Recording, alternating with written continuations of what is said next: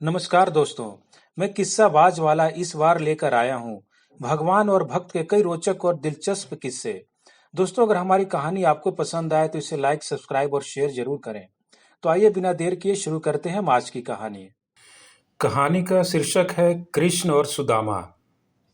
बचपन में कृष्ण, बलराम और सुदामा गुरु सांदीपनि के आश्रम में एक साथ पढ़ाई किया करते थे। सुदामा एक गरीब ब्राह्मण थे। शिक्षा दीक्षा के बाद सुदामा भिक्षा मांगकर अपना जीवन यापन किया करते थे।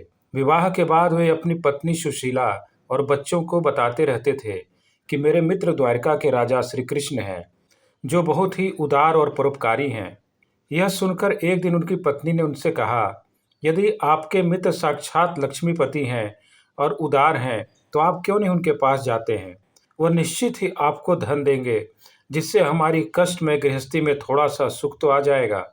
पहले सुदामा संकोचवश मना करते रहे, लेकिन पत्नी के बार बार आग्रह पर एक दिन वे कई दिनों की यात्रा करके द्वारिका पहुंच गए।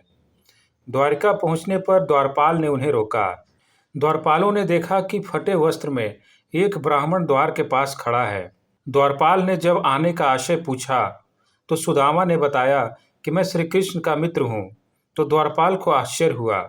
फिर उन्होंने सुदामा को वहीं ठहरने को कहा और खुद महल में गया और श्री कृष्ण से कहा, हे प्रभु, एक फटे वस्त्र में कोई ब्राह्मण जो दीन और दुर्बल मालूम होता है आपसे मिलना चाहता है।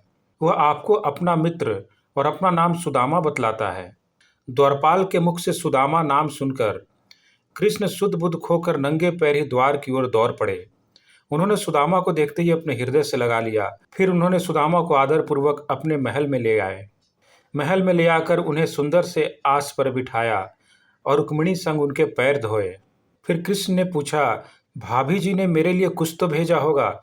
सुदामा संकोचवश एक पोटली छिपा रहे थे। कृष्ण ने हंसते हुए उनसे पोटली छीन ली। उस पोटली में कच्चा चावल था। कृष्ण बड़े प्यार से उस कच्चे चावल को खा रहे थे। फिर सुदामा ने अपने परिवार के बारे में बताया, लेकिन अपनी दरिद्रता के बारे में कुछ नहीं बताया। अंत में कृष्ण ने सुदामा को सुंदर शैया पर सुलाया। दूसरे दिन भर पेट भोजन कराकर सुदामा को विदा किया। रास्ते भर सुदामा सोचते रहे कि हो सकता है कि उन्हें इसी कारण धन नहीं दिया गया होगा कि उनके मन में कहीं अहंकार न आ जाए। यह विचार करते करते सुदामा अपने मन को समझाते हुए जब घर पहुंचे तो देखा कि उनकी कुटिया के स्थान पर एक भव्य महल खड़ा है और उनकी पत्नी स्वर्णाभूषणों से लदी हुई तथा सेविकाओं से घिरी हुई है। यह दृश्य देखकर सुदामा की आंखों से आंसू निकल गया। वे सदा के लिए श्री कृष्ण की कृपा से विभूत होकर उनकी भक्ति में लग गए।